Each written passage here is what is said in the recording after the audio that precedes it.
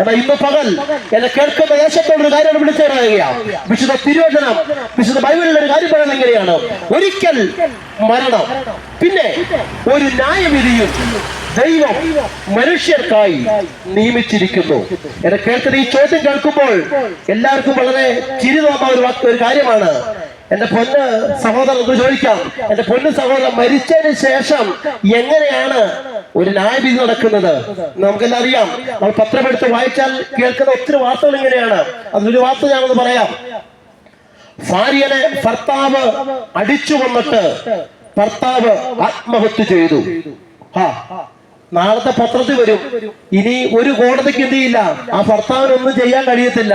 പുള്ളി പറയും, ഇനി ഒരു കോടതിക്ക് എന്നെ ഒന്നും ചെയ്യത്തില്ല, ഞാനും മരിച്ചു, എന്റെ ഭാര്യ പേര്, കേസ് എല്ലാം തള്ളിക്കളയും. ശരിയാണ്, ഈ ലോകത്തെ കോടതിയിൽ നീ അല്പം ഈ കേസ് ചിലപ്പോൾ തള്ളിക്കളയാം.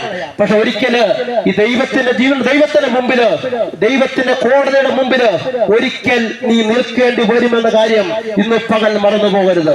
ഇവിടെയുള്ള കേസ് വാദിക്കുമ്പോൾ ഇവിടെയുള്ള സാക്ഷികൾ പറയുന്ന അനുസരിച്ചായിരിക്കാം നിന്റെ കേസ് വിധിക്കുകയോ അല്ലെ വിട്ടയക്കുകയോ ചെയ്യുന്നത്. എന്നാൽ അവർക്ക് പൈസ കൊടുത്താൽ ചിലപ്പോൾ ആ സാക്ഷി ചിലപ്പോൾ മാറ്റി പറയാം, ചിലപ്പോൾ കൊലപാതകം സാധാരണമാക്കി ഒക്കെ തീർക്കാം, കോടതിയുടെ മുമ്പിൽ നിന്ന് രക്ഷപ്പെടാം.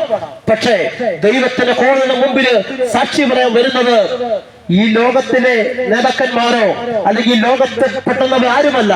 വിശുദ്ധ തിരുവചനം ബൈബിളിൽ വചനം പറയുന്നു, 50-ാം സങ്കീർത്തനത്തില് പറഞ്ഞിങ്ങനെയാണ്, അവൻ ന്യായം വിധിക്കേണ്ടതിന് അവൻ മേലിൽ നിന്ന് ആകാശത്തെയും ഭൂമിയെയും വിളിക്കുന്നു. ഇന്ന് പകൽ ഈ ദേശത്തിന് പറയാം, നിന്റെ ജീവിതത്തിന്റെ അകത്ത് ഇന്നു വരെ സമാധാനമില്ലാതെ എല്ലാം തീർത്തുകൊണ്ട് ഇവിടെ കൊണ്ട് നിന്റെ ജീവിതം അവസാനിപ്പിക്കാൻ നീ കാത്തിരിക്കുന്നുവെങ്കിൽ സ്നേഹിത, നിന്നെ സ്നേഹിക്കുന്ന ഒരുവനുണ്ട്. അവന്റെ പേരാണ് കർത്താവ് യേശു ക്രിസ്തു.